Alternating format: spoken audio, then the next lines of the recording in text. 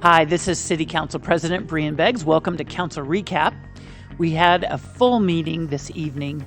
Probably some of the highlights for me were we approved $1.6 million in CARES money coming to the city to reconstruct homeless shelters. So we'll have way more beds this winter than we've had under our control before. We also approved the distribution of hundreds of thousands of dollars in CARES Act relief to local nonprofits that are helping ease the pain of people's lives during a pandemic. We approved a change in our recycling program. Instead of increasing rates for recycling by $2 a month, we're going to every other week pickup. And if you need a bigger recycling bin because of that, we'll make those available. There'll be education coming out about which week you're going to have. But I applaud the solid waste department and figure out how to save money there.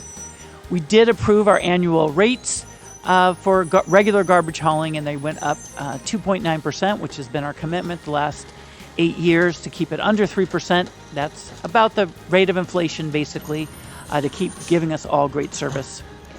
We also got a $166,000 grant from the Department of Justice to fund another location for community court at the MLK Center in East Central. This is an alternative court that gets people back to life. Instead of putting them in jail, they help them find jobs and medical care and housing. It's very successful in avoiding people repeating crimes and really engaging them with their community. And we're starting to do it out in the community centers because that's where the services are and the people are. And in fact, most of the people who come to services on Community Court Day aren't even facing charges. Just having those care providers there is a great resource for the neighborhood.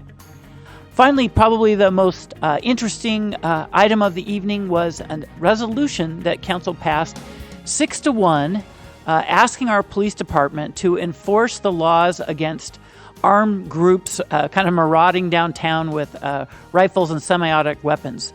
There's been a law in the state of Washington for over 100 years against armed groups that are intimidating people in an organized fashion or parading around, unless they're members of the state organized militia or students, part of a military academy, or members of an out-of-state militia or federal troops or the National Guard or the State Guard. So basically, private groups just with arms like we had a little bit earlier this summer. This tells the police that they can and should enforce the law, hopefully first just by education, but that they can protect people so that you don't have to feel intimidated if you go downtown.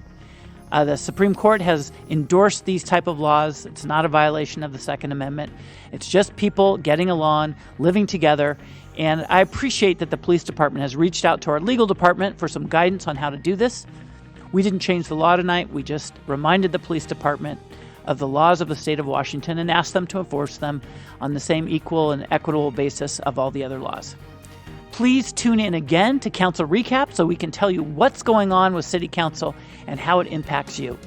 Again, City Council President Breanne Beggs, have a great week.